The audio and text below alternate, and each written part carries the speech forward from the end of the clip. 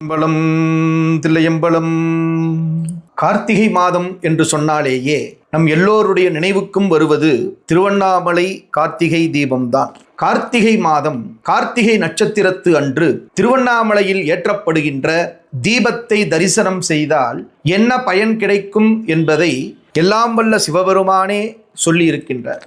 இந்த உண்மையை சைவ எல்லப்ப நாவலர் என்ற பெருமகனார் அருணாச்சல புராணம் என்ற நூலிலே குறிப்பிடுகின்றார். கார்த்திகைக்கு கார்த்திகை நாள் ஒரு ஜோதி மலை நுனியில் காட்டா நிற்போம். வாய்த்த அந்த சுடர்காணில் பசி பிணி இல்லாது உலகில் மன்னி வாழ்வார். பார்த்திவர்க்கும் அருந்தவர்க்கும் இடையூறு தவிரும். இது பணிந்தோர் கண்டோர் கோத்திரத்தில் 21 தலைமுறைக்கு முத்திவரம் கொடுப்போம் என்றார் என்று அருணாச்சல புராணத்தில் சைவ எல்லப்ப நாவலர் பேசுகின்றார்.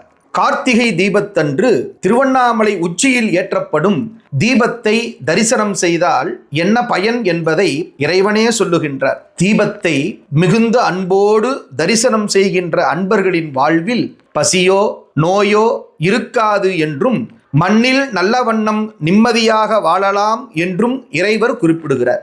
அது மட்டுமல்ல, நாட்டை ஆளுகின்ற அரசர்களுக்கும் சரி, இறைவனியில் நிற்கின்ற உண்மை அடியார்களுக்கும் துறவிகளுக்கும் சரி, அவர்கள் வாழ்வில் ஏற்படுகின்ற இடையூறுகள் துன்பங்கள் நீங்கி போகும் என்று சொல்லுகின்றார். எல்லாம் வல்ல சிவபெருமானே அருட்பெரும் ஜோதியாக நிற்கின்றான் என்ற உண்மையை உணர்ந்து தீபத்தை அன்போடு தரிசனம் செய்கின்ற அனைவருக்கும் 16 வகையான பேறுகளையும் தருவதோடு கார்த்திகை தீபத்தை கண்டு அன்போடு வணங்குபவர்களுடைய 21 தலைமுறைக்கு முத்திப்பேற்றை தந்தருள்வேன் என்கிறார் சிவபெருமான். இத்தகைய சிறப்பு மிக்க கார்த்திகை தீபத்தை திருவண்ணாமலைக்கு சென்று தீப தரிசனம் செய்ய முடியவில்லை என்று சிலர் கருதலாம். வருத்தப்பட தேவையில்லை. திருவண்ணாமலையின் சிறப்பு என்ன என்று சொல்லும்போது, நினைக்க முத்தி தரும் திருவண்ணாமலை என்று நம்முடைய முன்னோர்கள் போற்றுவார்கள்.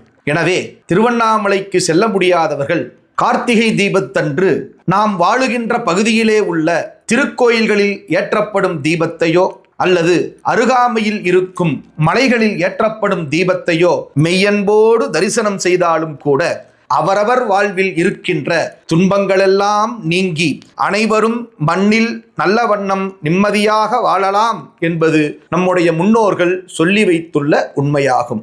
ஆதியும் அந்தமும் இல்லாத அருட்பெரும் ஜோதியாகிய அண்ணாமலையாரை அன்போடு வணங்கி நலம் பல பெற்று மண்ணில் நல்ல வண்ணம் வாழ்வோம். நன்றி. திருச்சிற்றம்பலம்.